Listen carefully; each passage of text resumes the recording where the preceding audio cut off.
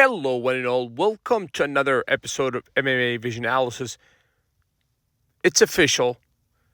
Jon Jones, Stipe Miocic, November 16th, UFC 309. A fascinating card. It is shaping up to be a fascinating card, on paper at least. We're going to get into this fight here, what this fight means for the division, where does Jon Jones go after this fight, Stipe Miocic a little bit too. But before getting started, make sure to like, subscribe, click that notification to get all of this that is new from this channel, your channel, the one and only MMA Vision Analysis. Personally, we talked about it, I think, in this channel a lot collectively. We talked about how Jon Jones' return date was just something that has a lot of, or had a lot of haze around it, at least prior to the night of UFC 306. I wasn't aware of anything being official prior to the night of UFC 306, just like I wasn't aware of the Chandler Oliveira 2, obviously, that was announced. To my awareness on that night, it could have been announced earlier. I don't claim to be an expert. I'm just a fan that loves talking about this kind of stuff. And I find passion in talking about this kind of stuff. It really does move me. So I never claimed to be an expert. But prior to the night of UFC 306, I haven't heard anything about Miocic Jones being official. After the night of UFC 306, at least on paper, this fight is set for UFC 309, November 16th, obviously, towards the end of this year. I'm super excited, not necessarily for the fight itself, but to see Jon Jones specifically back in that octagon. One thing, I believe this is going to be an MSG. So it's a fantastic way to cap off the year. It's going to be very difficult after UFC 306 for anything to top that. In all honesty, I do understand, I do digress a bit. I do understand that the cost to run such an event is perhaps gigantic. It's probably going to be very rare where we see events being held at the Sphere. Just because it looks like that cost a lot of money to run. All of those all the lighting and production, it just seems like it is a lot to put such thing together. In all honesty, I think, like I said, I do digress a bit. I think the UFC kind of underplayed UFC 306. In all honesty, after witnessing that event, I feel like they kind of underplayed it. In all honesty, it blew me away in terms of expectations.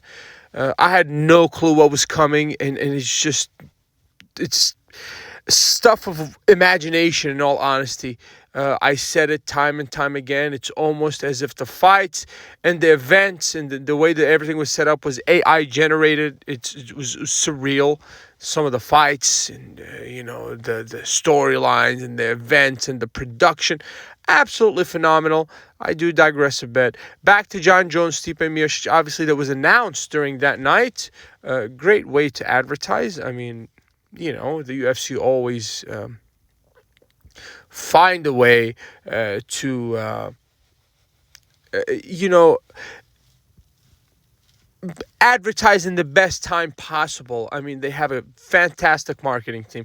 I did question the decision to have such a big card on the same night as a Canelo Alvarez fight, but I see as that having a little effect. Matter of fact, I did tune in towards to the later rounds of that fight. I only caught few rounds of that Canelo fight. And that only was the case because it was, that was, I believe, during the walkouts for the main event of UFC 306. The last rounds were wrapping up for that Canelo fight. I believe, Canelo didn't really lose much either in terms of arena. His arena looked filled as well. Maybe pay-per-view sells. I just know that if you missed out on UFC 306, you missed out on an experience not only for the fighting, but the production, the whole event. Nothing short of spectacular is coming from a person that's witnessed Olympic Games and World Cups and obviously combat sports events. And UFC 306 has to be the best put together event that I've ever seen. I can only imagine what people that were sitting in those seats were feeling.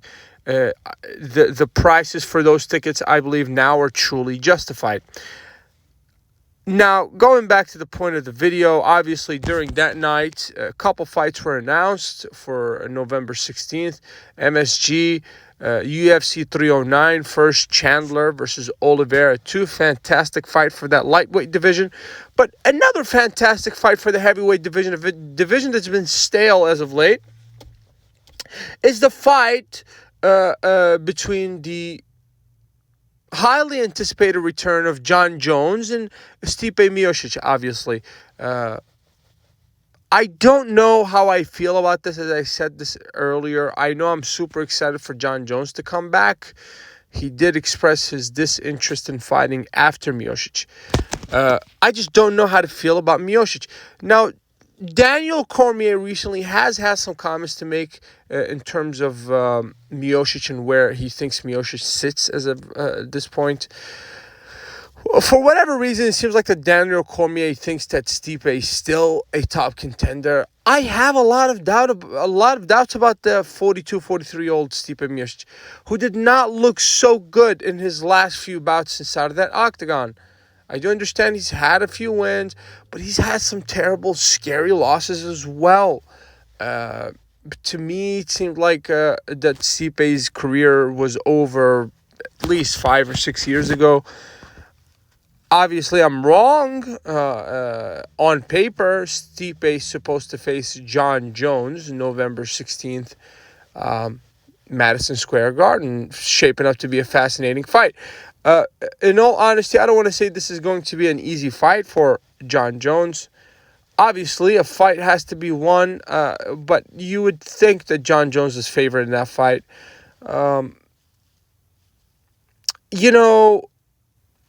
I respect Jon Jones' decision to pick whoever he wants for whatever it may be. If it is his last fight, then let it be his last fight.